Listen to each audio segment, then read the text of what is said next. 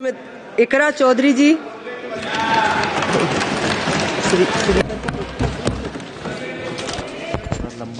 Thank you, Speaker Ma'am. I rise to speak on the demand for grants of the Ministry of Education. And while the Union Ministry of Education recently celebrated the 4th anniversary of NEP 2020 with the week-long Shiksha Saptah, this grandstanding does nothing to address the stark reality. And as a member who have very recently been a student too, I would like to shed some light on the facets that are not as rosy as the government might think. Despite NEP 2020's clear directive and the Kothari Commission's long-standing recommendation for 6% of GDP in education, the Ministry of Education's allocation is less than half of what has been recommended.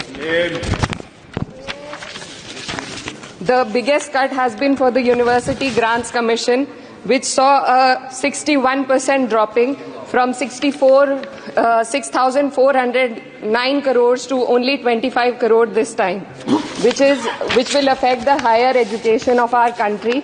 And in 2020, India's average learning adjusted years of schooling was 7.1 years, lagging behind countries like Mexico, Kenya, Sri Lanka, Iran, UAE, and even Palestine. The foundational skills are alarmingly weak among 14 to 18-year-olds. About 25% of those surveyed couldn't read a standard 2-level text in their regional language, and only 43% could solve a simple division problem. Shockingly, nearly 43% of undergraduate students also struggled with basic division.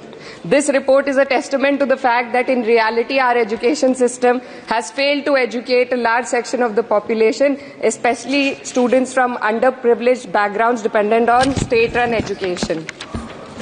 Speaker Ma'am, higher education, especially for women, is crucial to gaining empowerment and employment. And the AISHE report shows that only 10.4 colleges in the country were exclusively female.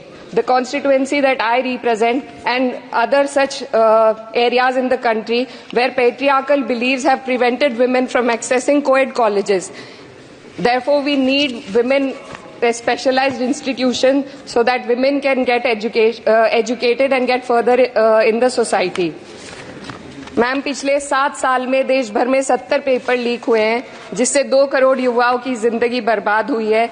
NEET, net और अन्य ऐसे paper leak से हमारे देश की परीक्षा कराने वाली संस्थानों की छवि पर गहरा धब्बा लगा है, और जिसके कारण देश के युवा का इस सरकार के निष्पक्ष परीक्षा कराने की क्षमता से भरोसा उठ चुका है।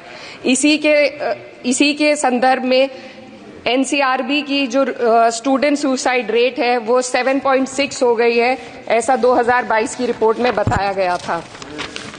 Ma'am, similarly, the situation is for the NET and DU LLB entrance examination. The abrupt cancellation and the mismanagement of the NTA is a crucial issue that the government needs to look into. Ma'am, I would also like to bring to your attention the discrimination against minorities in this budget allocation, especially in the case of closure of the Maulana Azad Foundation. Despite the Prime Minister's vision of minorities progressing with Quran in one hand and computer in the other, this undermines efforts to boost educational opportunities. What we also need in today's time is quality STEM education, as outlined by India's National Education Policy 2020, and it is crucial for fostering critical thinking and preparing our youth for 21st century challenges. But, ma'am, only 18.4% schools have functional computer labs, and there's a significant gender gap in STEM enrollment, with only 28% of females compared to 36% males.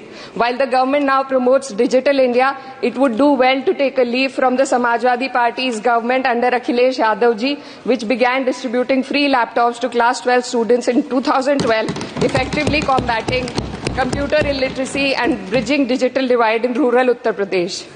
Educational freedom index में भारत की स्थिति काफी हद तक खराब है, हमें निचले 30% देशों में रखा गया है. The intertwining of political agendas with Indian higher education has worsened under the current government. Key historical and scientific facts are being erased from textbooks to advance a certain kind of narrative. Mughal history is continuously distorted and erased. but notably, Darwin's theory was removed from the class 9 and 10 syllabuses by the 21-22 academic year. And the topic of evolution was completely excised from school textbooks. This distortion of educational content undermines academic integrity and damages India's educational ethos.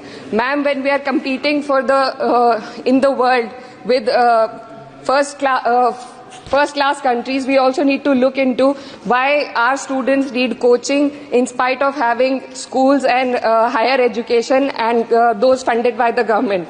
The incident of 3 students dying in UPSC coaching has once again exposed the harsh reality, just a minute, man, and plight of a significant segment of our population. These young individuals, hopeful of securing government jobs, endure poor living conditions in places like Kota and Rajendra Nagar. This situation calls for a deeper reflection on the shortcomings of our outdated education system. The coaching industry in India has become a critical part of the educational landscape due to the failures of the traditional schooling system. The national education policy fails to address why students rely on coaching in the first place. So, ma'am, I would like to end with certain demands to the minister for my constituency. मेरे संसदीय क्षेत्र कैराना में आपके माध्यम से सरकार से मैं मांग करती हूँ कि विजय सिंह पथिक डिग्री कॉलेज कैराना में बीएड, LLB जैसे कोर्सेज शुरू किए जाने चाहिए, जिनसे युवा और महिला अपने रोजगार खुद ढूंढ सके। जनपद शामली के कैराना और ऊन में और सहारनपुर के नकुड़ में गर्ल्स डिग्री कॉलेज और गर्ल्स हॉस्टल खोले जाएं। जनपद शामली में नया केंद्रीय विद्यालय व जवाहर नवोदय विद्यालय खोलने जाने की मांग करती हूं और मां शकंभरी देवी विश्वविद्यालय सहारनपुर को अपना कैंपस और विभिन्न प्रोफेशनल कोर्सेज चलाने के लिए विशेष धनराशि प्रधानमंत्री उच्चतर शिक्षा अभियान के अंतर्गत दिए जाने की मांग करती हूं। उत्तर प्रदेश राज्य में शिक्षा मित्रों का संयोजन अध्यापकों के पद पर किया जाए ताकि प्राइमरी एवं जूनियर हाई स्कूलों में शिक्षकों की कमी को दूर किया जा सके। धन्यवाद।